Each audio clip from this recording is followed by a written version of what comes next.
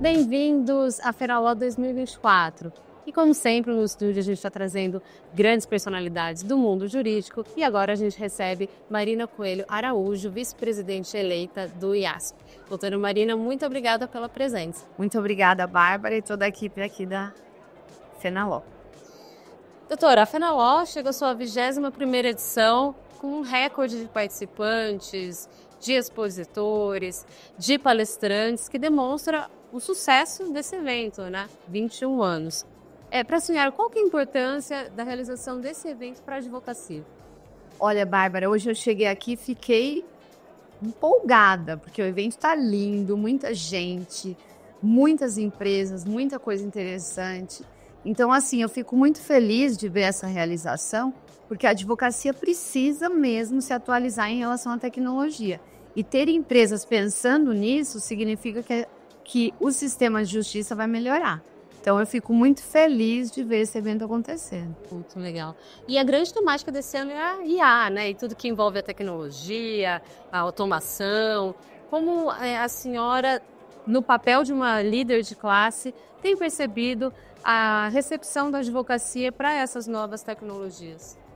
A inteligência artificial é um brinquedo novo, né, que nos traz receios, medos, como isso vai revolucionar a própria forma de trabalhar no sistema jurídico. Mas eu entendo que a gente precisa se aproximar desse brinquedo, entender quais são as possibilidades e usar as possibilidades positivas a favor do sistema de justiça. E isso eu acho que tem muitas. A gente precisa nos distanciar das coisas ruins e regulamentar essas coisas para que elas não aconteçam. Então, vou te dar um exemplo. Eu trabalho na esfera penal. A gente tem muito receio na produção de provas por inteligência artificial. Por quê? Quando você está durante um processo penal, a ideia desse processo é entender o que aconteceu, saber quem foram as pessoas envolvidas e as provas têm que ser produzidas nesse sentido. Se eu produzo provas com inteligência artificial distanciadas da realidade, eu vou criar situações absolutamente esdrúxulas no processo penal. Então, eu tenho que regrar o meu processo para que esse tipo de prova não possa ser produzida ou não ingresse ou tenha meios de certificação. Então, o que eu vejo é a gente precisa se aproximar desse instrumento, entender o que é bom e saber as fragilidades para poder regulamentar e evitar que isso atrapalhe ou cause situações muito complexas na justiça penal, por exemplo, que é o pior que pode acontecer, uma pessoa ser punida sendo inocente. Uhum. E, bom, já ficando na esfera penal, onde que a senhora acha que seria de grande valia essa tecnologia, a inteligência artificial, a automação nessa esfera penal?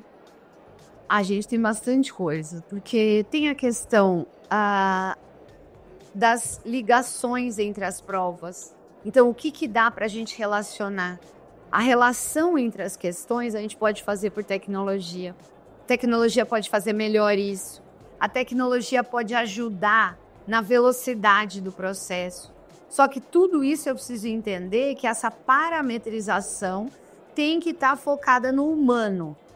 E esse eu acho que é o grande ponto da tecnologia na esfera penal. Nós precisamos da tecnologia, mas a gente tem que parametrizar ela para o humano. A gente tem que entender que ela está direcionada à perspectiva humana. E é isso que a gente ainda não sabe fazer.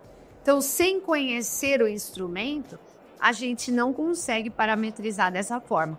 Na esfera penal, isso é necessário. Nós temos muitas discussões, por exemplo, de biometria, questão de reconhecimento facial.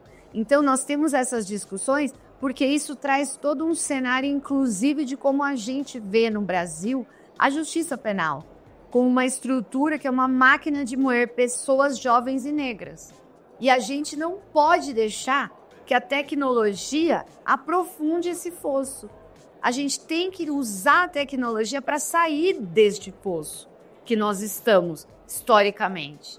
Então, por isso que eu vejo uma grande oportunidade com a tecnologia, mas a gente precisa usar da forma relacionada e focada no humano. Muito bom. É um assunto que daria para Exato. falar. A gente podia ficar a tarde inteira conversando, né? Pena que o nosso tempo é curtinho. Então, para finalizar, doutora, eu sei que está só no começo, mas quais seriam os destaques da senhora para esse primeiro dia? Destaque é os instrumentos para o pequeno e médio escritório.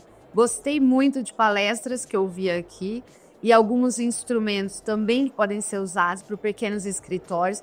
Nós não podemos pensar que a tecnologia só vale para o grande. O pequeno, ele tem a mesma estrutura e às vezes ele lida com causas tão grandes quanto o escritório que tem muitas pessoas. Então a gente tem que usar essa tecnologia também para os pequenos escritórios. Esse é o meu destaque do dia. Muito bom, muito obrigada, doutora Marina. Confira mais conteúdos interessantes nos principais canais da Fenaló e na íntegra no YouTube.